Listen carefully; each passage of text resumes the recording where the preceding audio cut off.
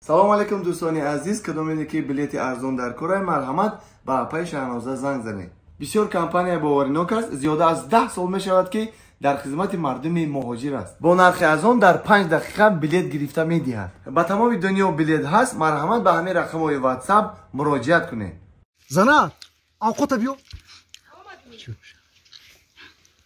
دیگه سوست گچ مسئله داره مکا ای انا دلش جان چویا بزن. سلامت باشی رحمان. خوش اومده مهمونا. رحمان نازی انگار سوزه. سلام علیکم. خوش اومده مهمونا. نازن یانگ سوزن تینجی. ما همسیفوشیم. خوش اومده خوش اومده. چند قشید نیومده بودیم گفتیم. خوب کردین اومده خوش اومده. زنا کمو همسیفای گفته بودم کو هوایی کورا خوبه دیگه. اسفندیو. خدا را شکر دلش جان هم ناز عایش مشکه کور رحمان برسو شکر رحمان. داشته موسوستا.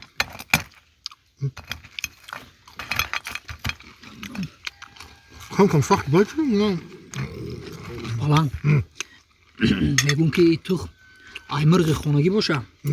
ولی با میخوریم. اول کاشکش بخوریم بعد تخمون با آخر میخوریم. ده گیره عزیز. یانگ زور میپذیر کچکرا گیره با حضور اوشوا او بومیویم. بومیویم.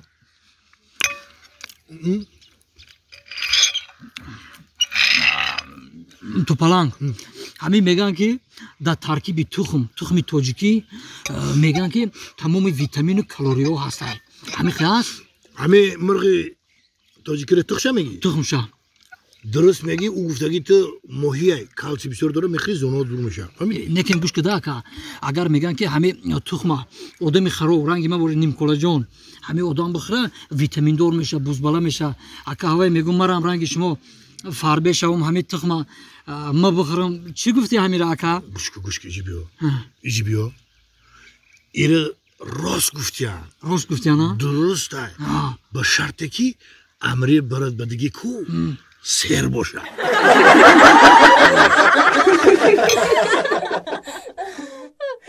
روی عاشقی سیا اگه با ما عاشقیم بمره میر بمره. ای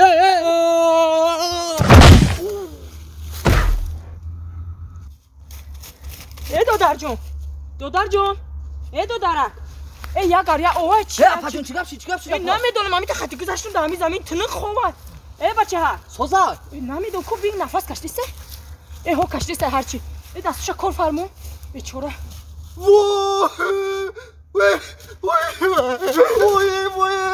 وای چی مجبور چیکو کرد ای نه نفس کشیسته ای تینجه ای کویا نفس شد بکشه ای اول کنی بابا کینو دادی تو هم خالی بکی زنده بشه زنده شوشه دودر آره به لوش جون بید ای بارکشا به چورا ای دودر جون تینجه چی گفتی نمیدونم مرام نام اومدم.